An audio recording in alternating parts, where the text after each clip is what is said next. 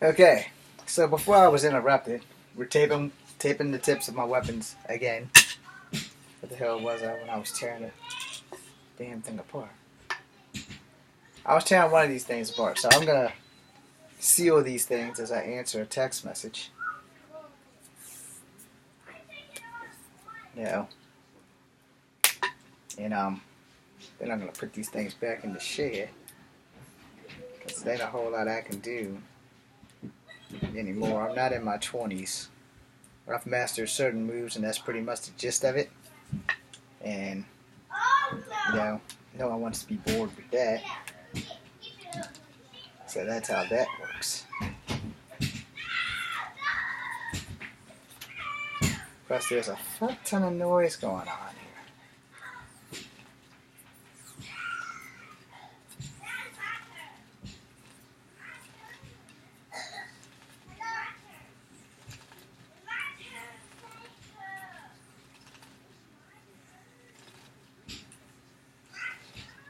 I will have to buy a new tape. So I'm just like doing a patch job. Just in case you're wondering why I'm dividing this stuff up into certain sections. Because if I want to retape the whole thing, I'm going to need to have more than one roll of tape. And I'm down to my last roll of tape.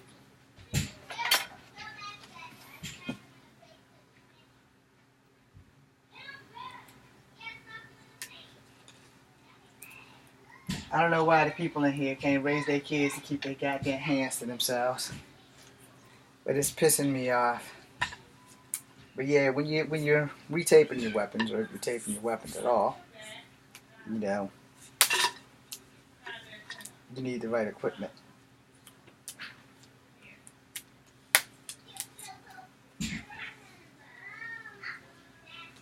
And having the right equipment is paramount to getting the perfect job done. If you watched my videos yesterday about me filming and stuff and trying to get everything right, hopefully you guys enjoyed it. And if you didn't watch it, you should probably go check them out. Weapons training is important, but the only weapon that really counts is the weapon that you possess in your skull, in your body. Your body is the ultimate weapon. And the teacher that tells you it's not should not be teaching you a martial art in general. That's just my personal feelings about it. You don't have to like it, but it is the truth.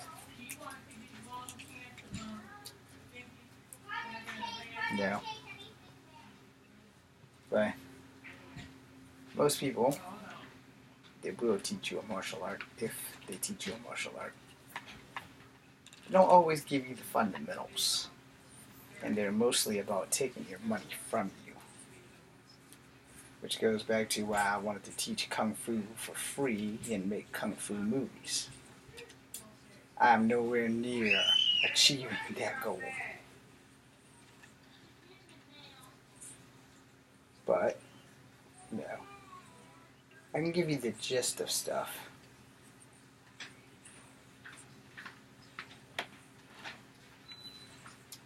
And after I get more tape, I'll retape these things the way they're supposed to be. Having good grip on your weapons, as I said in the other video, is very important. Having the right equipment while making your weapons, also very important.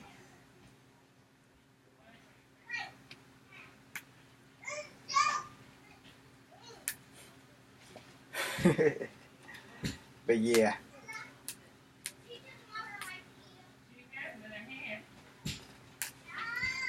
So it's very important that your weapons are pretty solid. They're not going to actually match all the way until I retape the whole damn thing. But the top tiers are done. And I can tell you where I screwed up on this is that I didn't measure these sticks all the way through before I made them into 3-section staff.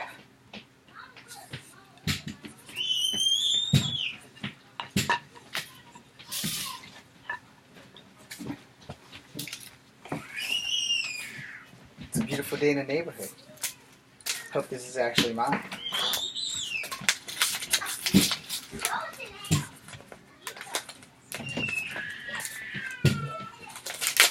As you can tell, that my filming environment just all out sucks.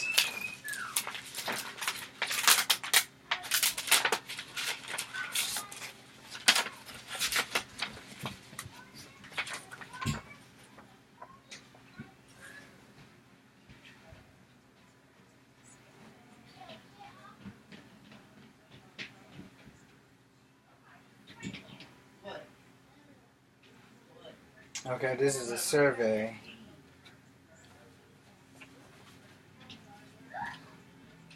I'll read this later. Oh, good. I don't have to have a stamp to send that back. That's awesome. Thank you, credit union. Okay, so now I'm about to get these middle tiers. And I call them middle tiers because they're going to have me in tears trying to wrap this stuff up. Because I can do that, and I know you see those lights.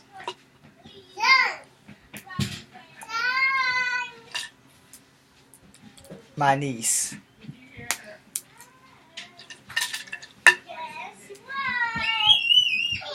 No. I have no idea what I did, but apparently I did something. Yeah, thanks. I wish you would have caught them when they first started hollering and screaming. But anyway, as I trim the fat, so to speak, having the right equipment when making weapons, when taping weapons, it helps a ton. The 3-section staff is like the hardest weapon to tape. No. If I must be honest. It's one that really truly requires a good pair of scissors. Good craftsmanship is hard to find. Good focusing is even harder to find. As I just screwed that up.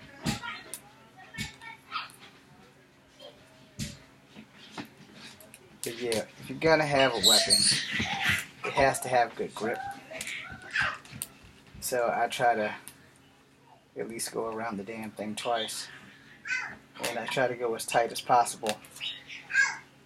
No. Mostly because it's a necessary evil. Also, you want to kind of put your holes and knots in the same place. This is like way off. So, yeah.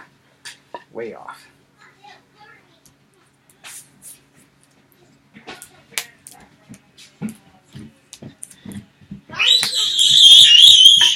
And there's that.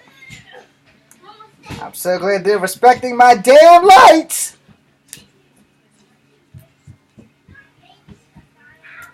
But yeah, this was once a bow staff. Do something with that screaming demon! This was a bow staff that I needed a 3-section to practice with before CLS got me that big 3-section. And so I made this. Damn it. And it worked out pretty well for a while. No, it's still working out pretty well. As if you watched my video, you will see I'm a little bit better than this with the speed one than the heavy duty. However, whenever you choose to make a weapon, it is very wise to know the premises, the purpose, and more importantly, the knowledge. Do not wear all these in the house. It's never a safe bet. But for the most part, they're all actually even Steven in distribution. No. Now, when I get another roll of tape, I'm going to actually retape all of the center of here. Since today, I've only taped the tips. Not that you can tell because they're all black tape, but yeah, I'm thinking about getting multicolored tape. No, maybe tape them yellow, red, and black. Maybe. Of course, I can always get duct tape. Now, 3-section staff is a very important staff. Now, I know what you're thinking. Am I going to tape the length of the chain? I'm going to tape to tape 2 in the end and the 1 in the middle. Alright? So that way, when I'm making a video, people will actually be able to see the target because the yellow might be just a little bit too bright. And, you know, a lot of people, they don't seem to understand why I have a yellow practice chain. The yellow practice chain is to simulate the chain whip for Kempo. If you haven't had Kempo, or if you haven't had Wushu,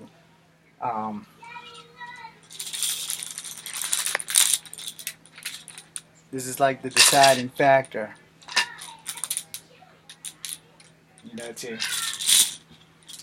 practice with this stuff. It's like awesome, but I want to have 3 black chains links in there. I bought this chain from either Lowe's or Circuit City. I can't remember. Pretty sure it's probably Lowe's, but again, I can't remember. I don't want to sit here and tell you guys a bald-faced lie, but I've had the chain for quite some time, and I'm only like not wrapping the whole damn chain. I'm just gonna like wrap both the front end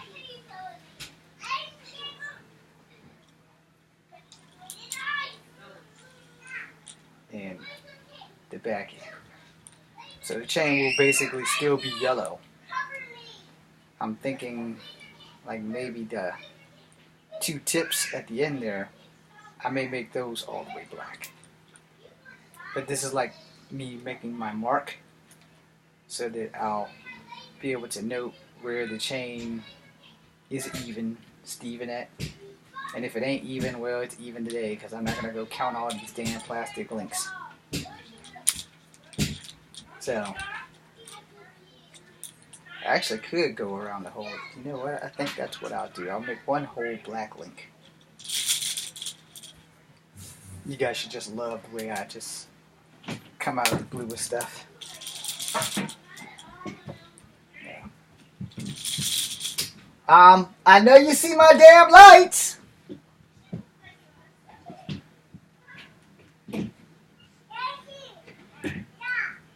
Hey, Fader. Hey, bring that cane down here. Bring it down here. No, I just had a piece of tape and I just cut this damn thing for nothing. Well, not totally for nothing, but sometimes I forget shit.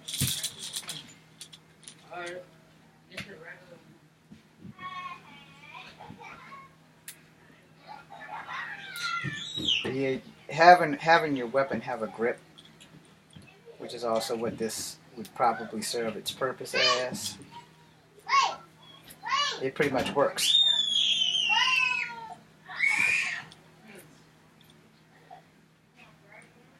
Yeah.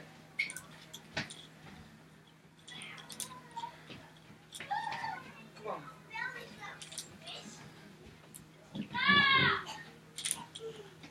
Again, knowing something about your weapon will never let you down. Knowing nothing about your weapon will get you killed by your weapon. As many martial artists will tell you, first weapon that you learn how to use is you. Which means you're the ultimate martial artist if you can hold your knowledge and use it properly. Alright, your second weapon that you utilize is the weapon itself.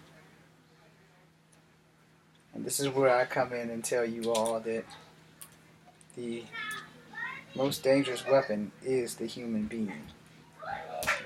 Not the martial art itself, but the person using the martial art is the most dangerous weapon that there ever was.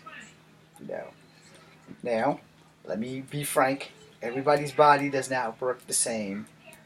So you have to adjust and adapt. And that is like one of the key things of being a martial artist. Your ability to adapt will be the life-changing event in your life to decide if you live or if you die. When I was doing the tree technique yesterday, aka the pole technique, I was only teaching you something that I know that you can use because I've actually used it on people. As I said, I'm not a very strong man, but I know my way around a fight fairly well. And I think that with the right timing and the right utilization, most anybody can know their way around a fight. But you have to be a person who's literally going to eat, breathe, and sleep this shit.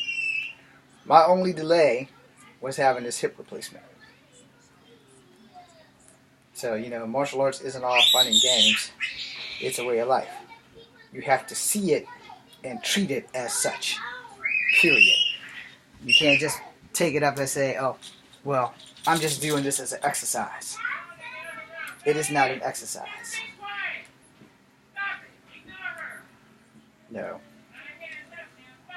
It is not an exercise in the slightest bit. Martial arts has to be your way of life. It has to be the thing that guides you. It has to be the thing that makes you want to get up in the morning and do it again. Even if you're hurt, even if you're in pain, even if you're a little bit damaged from the beating that you've taken, you have to want to get up and do it again. Once martial arts is like the air you breathe, like it is for me, then you are well on your way. The trick is getting to your destination. However, as most people will tell you, it ain't the destination, it's the journey. And I'll be the first to tell you, it's a little bit of both. Yeah. Because your journey to your destination is just as important as your destination. However, the journey to your destination will also be a very important and deciding factor on what you do with the time you have. What you do with your life. What you do with the time the Creator has given you. So there we have one black link. So when I roll it around, people will notice this one black link. That's a lot of work for tape. Now bear with me because I have only 2 more to do. Well, anyway, I'm James Williams Jr. and I'll have to record later because there's nobody exceptionally silent here. Everyone's making all the noise that they possibly can to end my video. So I want to thank you guys for being here. This is Kung Fu Havoc number 2. Took away 20 minutes of your life that you can't get back, and I'm sorry. Be seeing you.